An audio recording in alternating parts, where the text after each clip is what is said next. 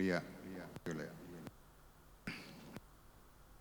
മറ്റ് സുഹൃത്തുക്കൾ, കുറച്ച് പ്രോഗ്രാമൊക്കെ കഴിഞ്ഞ് കുറച്ച് ക്ഷീണത്തിലാണ്. എന്നാലും നിങ്ങളോട് എൻ്റെ ചില അവബോധത്തിൽ എങ്ങനെയാണ് ഇസ്ലാമികമായ വിശ്വാസത്തിൽ അതിനെ വേറൊരു പരിപ്രേക്ഷത്തിൽ കുറേയും കൂടെ മനഃശാസ്ത്രപരവും ആധുനികവും ഉത്തരാധുനികവുമായ ഒരു പരിപ്രേക്ഷത്തിൽ സമീപിച്ചുകൊണ്ട് പറയാനാണ് ഞാൻ ആഗ്രഹിക്കുന്നത്. വാസ്തവത്തിൽ ആദം നബി മുതൽ ഉള്ള നമ്മുടെ പ്രവാചക പരമ്പര, ഇഞ്ചിയിലെന്നും തൗറാത്തെന്നും അറിയപ്പെടുന്ന, അല്ലെങ്കിൽ പഴയ ഈ ഖുറാനും ന്യൂ ടെസ്റ്റ്മെൻറ്റും ഒഴിവായി അതിനു മുമ്പുള്ള വലിയൊരു പരമ്പര, പ്രവാചകന്മാരുടെ വലിയൊരു പരമ്പര പറ്റി പറയുന്നത് പഴയ നിയമം. അത് നമ്മൾ പറയുന്ന എല്ലാം ഈ മൂസാ നബിക്ക് കിട്ടിയതും അത് ക്രോഡീകരിക്കപ്പെട്ടു. ആ ക്രോഡീകരിക്കപ്പെടുന്നതിൽ കാണാവുന്ന ഏറ്റവും വലിയ ഒരു അപൂർവമായ ഒരു വസ്തുത എനിക്ക് തോന്നിയത്, എല്ലാ പ്രവാചകരും സമൂഹത്തിൻ്റെ അടിത്തട്ടിൽ നിന്ന്, സമൂഹത്തിൻ്റെ മണ്ണിൽ നിന്ന് ഉയർന്നു പൊങ്ങുന്നവരാണ്.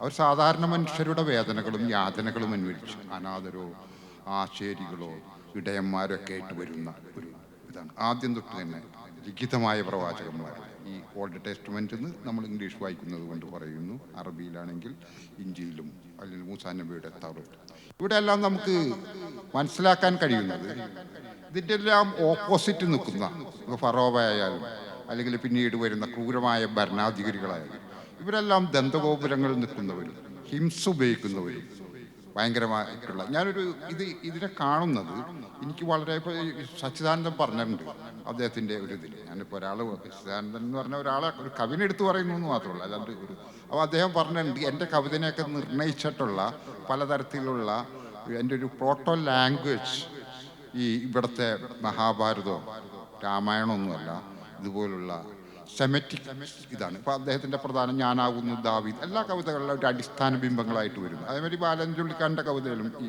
ബൈബിൾ അല്ലെങ്കിൽ ഇതേപോലെയുള്ള സെമറ്റിക് നമ്മുടെ ഇതിൻ്റെ തുടർച്ചയായിട്ടുള്ള ഒരു ഇതുണ്ട്. ആ ഒരു ധാര, ഈ ധാരയിൽ നമ്മൾ നോക്കുകയാണെങ്കിൽ ക്രൂരനായ ഒരു ഭരണാധികാരിയും ഫാസിസ്റ്റുമായിട്ടുള്ള ഒരുപാട് ക്രൂര ഭരണാധികാരികൾക്കെതിരായിട്ട് അടിത്തിൽ നിന്ന് ദൈവം അവർക്ക് ശക്തി കൊടുക്കും. അപ്പോൾ അതിൻ്റെ അർത്ഥം അത് വേറെ പല മീനിങ്ങിൽ അത് വായിക്കാം.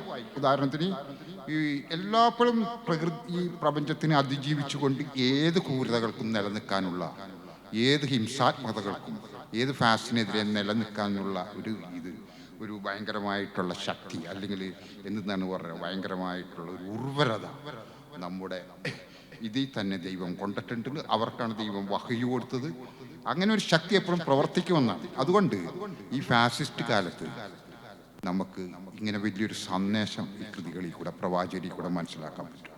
അങ്ങനെ എല്ലാ ഈ വംശീയമായ ഒരു രീതിയിൽ നിന്നുകൊണ്ട് ജാതിയവും ബ്രാഹ്മണ്യവുമായി ഇതിൽ നിന്ന് മറ്റ് ന്യൂനപക്ഷങ്ങളുടെ ഇത് സ്വത്വങ്ങളും അവരുടെ ആരാധനമുറകളും അവരുടെ സംസ്കാരവും എല്ലാം തുടച്ചു മാറ്റപ്പെടുന്ന ഈ കാലത്ത് പ്രവാചകനെക്കുറിച്ചുള്ള ഓർമ്മകൾക്കും പ്രവാചക സ്തുതികൾക്കും പ്രവാചകനെക്കുറിച്ചുള്ള എല്ലാ തരത്തിലുള്ള നമ്മുടെ ആഘോഷങ്ങൾക്കും ചരിത്രപരമായ ഒരു പ്രത്യേക പ്രസക്തി കൂടിയുണ്ട്. ഈ നബിദിനത്തിൻ്റെ പശ്ചാത്തലം ഈ മീമിൻ്റെ ഇതിൽ അങ്ങനെയുള്ള ഒരു ഹിസ്റ്റോറിക്കൽ കോണ്ടസ്റ്റ് കൂടി ആൾക്കുണ്ട്. ഏറ്റവും സമകാലീനമായിട്ടുള്ള ഒരു കോണ്ടസ്റ്റ് കൂടി, കാരണം അത്രയും വലിയ ഒരു കാലമാണ് ഇപ്പോൾ നമ്മുടെ ഒരു ഇന്ത്യയുടെ ഒരു ചരിത്രത്തിൽ സ്വാതന്ത്ര്യത്തിന് ശേഷം ഈ അടിയന്തരാവസ്ഥ പോലുള്ള കാലം കഴിഞ്ഞാൽ അത്രയും. അപ്പോൾ നമ്മുടെ ഒരു സ്വത്വപ്രഖ്യാപനത്തിൻ്റെ അടിസ്ഥാന ജനവിഭാഗം തങ്ങളെ വിമോചകനായി കണ്ടെത്തിയ, ഇസ്ലാമിക ജനവിഭാഗം കണ്ടെത്തിയ ആ മഹാത്മാവിനെ പറ്റിയുള്ള ഓർമ്മകൾ, അതിൻ്റെ സ്മൃതികൾ നമുക്കൊരു പ്രതിരോധമായി മാറുന്നുണ്ട്. ഇതാണ് ഞാൻ ഇതിൻ്റെ ഒരു കാലികമായ പ്രസക്തി, ഇതിൻ്റെ ഏറ്റവും അപ്ഡേറ്റായ ഒരു പ്രസക്തിയായിട്ട് മീമിൻ്റെയും ഇതായിട്ട് ഞാൻ കാണുന്നു. ഒന്ന്. രണ്ട്, എന്നും നമ്മൾക്ക് പ്രതീക്ഷ അർപ്പിക്കാൻ പറ്റിയ, നേരത്തെ പറഞ്ഞിട്ടുള്ള ഈ നമ്മുടെ എന്താണ് അതിനെ ഒരു അറബിക് വാക്കറിയാത്തതിൻ്റെ പേരിലാണ് നമ്മൾ ഖുർആൻ അടക്കമുള്ള ന്യൂ ടെസ്റ്റ്മെൻ്റ് അടക്കമുള്ള ഈ സെമറ്റിക് പാരമ്പര്യത്തെ കാലത്തിൽ ഒരിക്കലും ഹിംസയും ഫാഷൻ ലോകത്തിൽ സാർവലൗകികമായി നിൽക്കില്ല. നമുക്ക് പെട്ടെന്ന് തോന്നാം അവർ ഭയങ്കര പ്രശ്നം ഉണ്ടാവും, അത് സാർവല്യം ഭയം ഉണ്ടാവും, അത് ഉറപ്പിൽ നിൽക്കില്ല.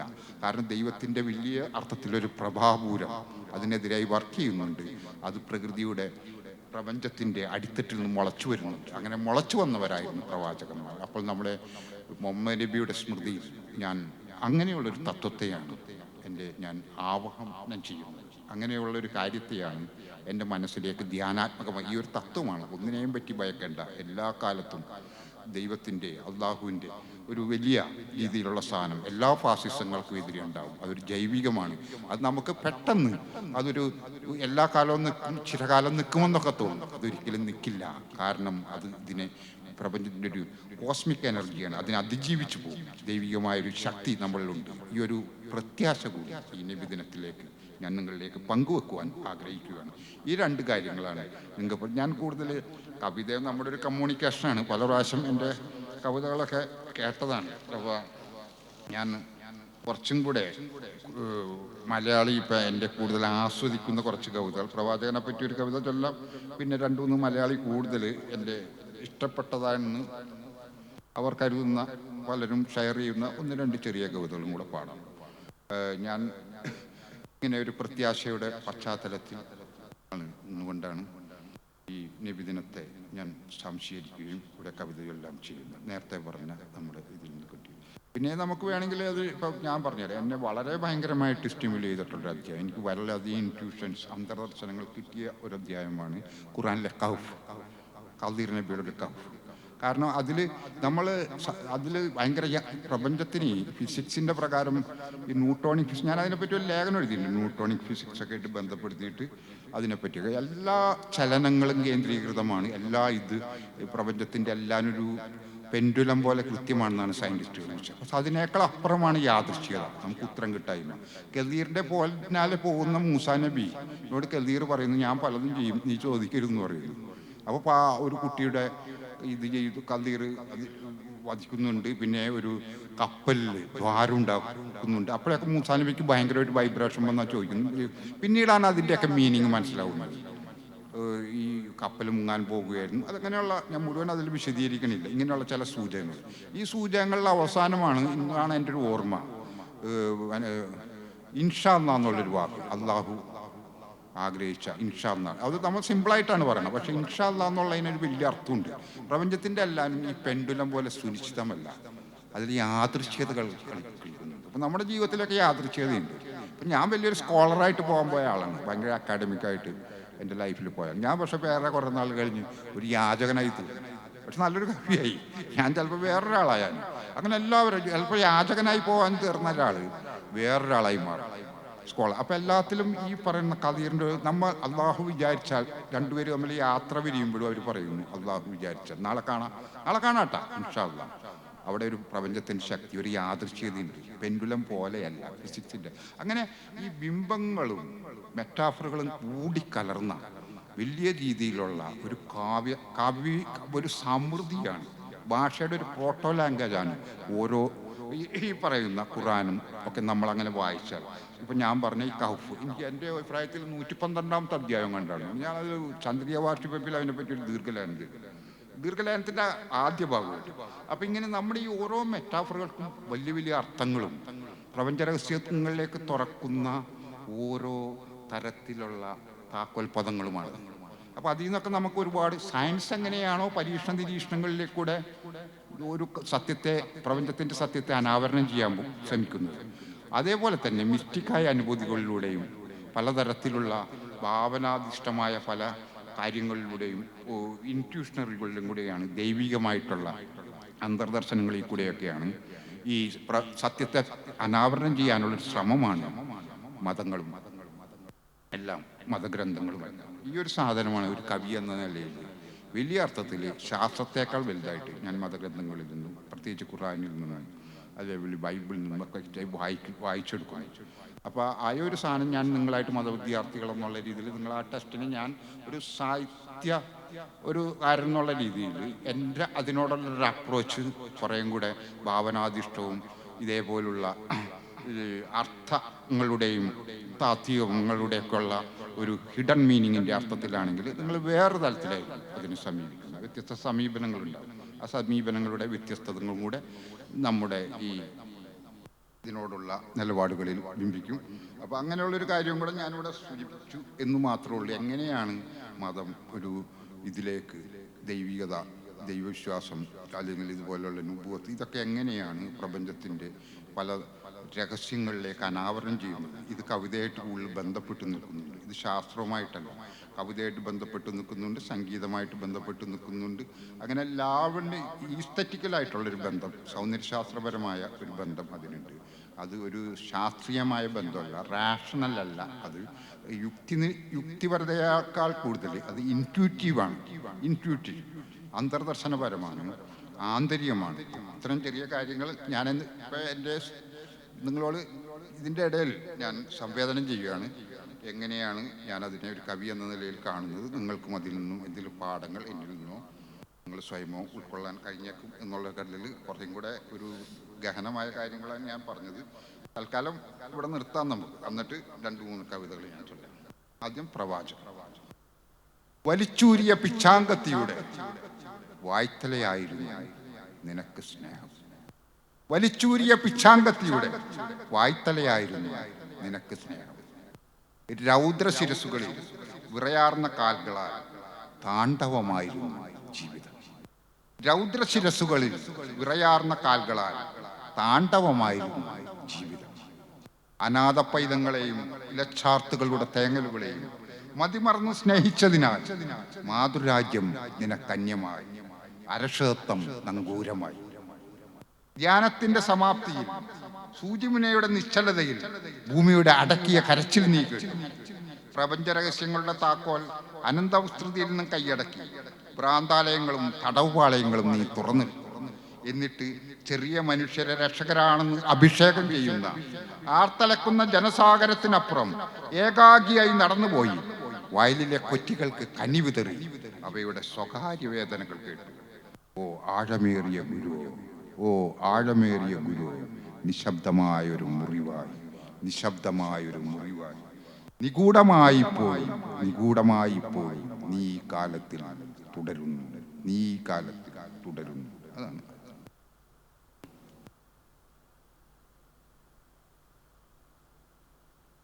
ഞാൻ പറഞ്ഞ ആളുകൾ എൻ്റെ ഇഷ്ടപ്പെട്ടതാണെന്ന് പറഞ്ഞ ചില കവിതകൾ ഇപ്പോൾ ചൊല്ലാമെന്ന് ചോദിക്കണം. ഞാനിപ്പോൾ കാരണം ഞാനിപ്പോൾ എനിക്കും കൂടെ റിലാക്സ് ചെയ്യേണ്ട ഒരു മൂഡിൽ നിൽക്കണോണ്ട് ഞാനത് പാടിയാണ്. ഞാരോത്തെ പറമ്പിലെത്തുന്നു, എൻ്റെ തന്നെ പറമ്പിലെടുത്ത് എങ്ങനെ ഞാരോത്തെ പറമ്പിലെത്തെങ്ങും എന്നെ പോലെ അനാഥൻ തന്നെ. ഞാരോത്തെ പറമ്പിലെത്തെങ്ങും എന്നെ പോലെ അനാഥൻ തന്നെ. ചെറുപ്പത്തിലെ കൂമ്പടന്നു, ചെറുപ്പത്തിലെ കൂമ്പടന്നു. വേരുകൾ കിള്ളിപ്പെട്ടുമെന്നോർത്ത് ഞങ്ങൾ മരുന്നും വളവും, ഞങ്ങൾ മരുന്നും വെള്ളവും മനമലിഞ്ഞു നൽകി. വേരുകൾ കിള്ളിപ്പെട്ടുമെന്നോർത്ത് ഞങ്ങൾ മരുന്നും വെള്ളവും മനമലിഞ്ഞു നൽകി. എന്നിട്ടും ഒരു കനി പോലും കാണിക്കാതെ ഒരു മൂലയിൽ അഗതിയായി മെലിഞ്ഞു നിന്നു. എന്നിട്ടും ഒരു കനി പോലും കാണിക്കാതെ ഒരു മൂലയിൽ അഗതിയായി മെലിഞ്ഞു നിന്നു. കാറ്റുകളുടെ കലപില ശബ്ദങ്ങൾക്കിടയിൽ, കാറ്റുകളുടെ കലപില ശബ്ദങ്ങൾക്കിടയിൽ അതിൻ്റെ നിർവികാരഗേതം ഒരു മൗനത്തിലേക്ക് ഒതുങ്ങി. കാറ്റുകളുടെ കലപില ശബ്ദങ്ങൾക്കിടയിൽ അതിൻ്റെ നിർവികാര ഗേതം ഒരു മൗനത്തിലേക്ക് ഒതുങ്ങി. ഒരു വസന്തത്തിൽ മൈനകൾ, പ്രാവുകൾ, കുയിലുകൾ അതിന്മേൽ ചിറകടിച്ചു പറന്നു. ഒരു വസന്തത്തിൽ മൈനകൾ, പ്രാവുകൾ, കുയിലുകൾ അതിന്മേൽ ചിറകടിച്ചു പറന്നു. ഇപ്പോൾ അത് പുഷ്പിച്ചിരിക്കുന്നു, ഇപ്പോൾ അത് പുഷ്പിച്ചിരിക്കുന്നു. ഒരു തത്ത കൂടും വെച്ചിരിക്കുന്നു, ഒരു തത്ത കൂടും വെച്ചിരിക്കുന്നു. അതേ ഒരു പഞ്ചവർണ്ണ തത്തമ്മ, അതേ ഒരു പഞ്ചവർണ്ണ തത്തമ്മ. ഇതാണ് ഞാരോത്തെ പറഞ്ഞത്. അടുത്തത് ഒരു മഞ്ഞ വസ്ത്രം, ഒരു പേഴ്സണലായ എക്സ്പീരിയൻസ്. ഈ കവിതയും കൂടെ പാടി അവസാനിപ്പിക്കുമെന്നാണ്. മഞ്ഞവസ്ത്രം. ബാംഗ്ലൂർ ഗേറ്റിൽ നടക്കാനിറങ്ങുമ്പോൾ ഒരു മഞ്ഞ ചുരിദാർ വിൽപ്പനക്കായി വിരിച്ചിരുന്നു. ബാംഗ്ലൂർ ഗേറ്റിൽ നടക്കാനിറങ്ങുമ്പോൾ ഒരു മഞ്ഞ ചുരിദാർ വിൽപ്പനക്കായി വിരിച്ചിരുന്നു. പെങ്ങൾക്കായി വാങ്ങണമെന്നോർത്ത് ചില്ലറ കൂട്ട്, പെങ്ങൾക്കായി വാങ്ങണമെന്നോർത്ത് ചില്ലറ കൂട്ട്. അതിൻ്റെ വർണ്ണങ്ങൾ നരച്ചു പ്രേതമായി ഒരിക്കൽ കാണാതായി. പെങ്ങൾക്കായി വാങ്ങണമെന്നോർത്ത് ചില്ലറ കൂട്ട്, അതിൻ്റെ വർണ്ണങ്ങൾ നരച്ചു പ്രേതമായി ഒരിക്കൽ കാണാതായി. പച്ചവെള്ളമിറക്കി രാത്രി ഉറങ്ങുമ്പോൾ ശാപ്പാട് തരിക സാർ ഇരുട്ടിൽ തട്ടി ഉണർത്തി മഞ്ഞണിഞ്ഞൊരു സ്വത്വം കരഞ്ഞുകൊണ്ടേയിരുന്നു. നിങ്ങളുടെ സ്പീഡിലായതുകൊണ്ട് പ്രശ്നമുണ്ടാവും, ഒന്നും കൂടെ പാടാം. ബാംഗ്ലൂർ ഗേറ്റിൽ നടക്കാനിറങ്ങുമ്പോൾ ഒരു മഞ്ഞ ചുരിദാർ വിൽപ്പനക്കായി വിരിച്ചിരുന്നു. പെങ്ങൾക്കായി വാങ്ങണമെന്നോർത്ത് ചില്ലറ കൂട്ട് അതിൻ്റെ വർണ്ണങ്ങൾ നരച്ചു പ്രേതമായി ഒരിക്കൽ കാണാതായി. പച്ചവെള്ളമിറങ്ങി രാത്രി ഉറങ്ങുമ്പോൾ ശാപ്പാട് തരിക സാർ ഇരുട്ടിൽ തട്ടി ഉണർന്ന് മഞ്ഞ അണിഞ്ഞ ഒരു സ്വത്വം അറിഞ്ഞുകൊണ്ടേയിരുന്നു. മഞ്ഞ വസ്ത്രം എന്നാണ് ഈ കവിത. ഒരു മഞ്ഞയായിട്ട് ലിങ്ക് ചെയ്തിട്ടുള്ളൊരു പക്ഷം പെങ്ങൾക്ക് വേണ്ടി ഒരു വസ്ത്രം വാങ്ങുന്നു. പക്ഷെ അതിനോട് പൈസ കൂട്ടി വെച്ച് ശരിയാവുന്നില്ല. പിന്നെ അത് പോകുന്നു. പക്ഷേ ഇയാൾ പിന്നെ ഇങ്ങനെ കിടന്ന് തെരുവിൽ കിടക്കുമ്പോൾ ഒരു മഞ്ഞ അണിഞ്ഞ ഒരു ഭ്രാന്തിയോ ആരോ വന്ന് ഇയാളെ തട്ടി ഉണർത്തിയിട്ട് ശാപ്പാട് തരിക എന്ന് പറഞ്ഞു. ഇങ്ങനെയുള്ളൊരു ശിഥിലമായിട്ടുള്ള ഇതിൻ്റെ ഇത്രയും ചെറിയ നേരം നിങ്ങളെ കൂടെ ചിലവഴിക്കാൻ കഴിഞ്ഞതിൽ വളരെ സന്തോഷം.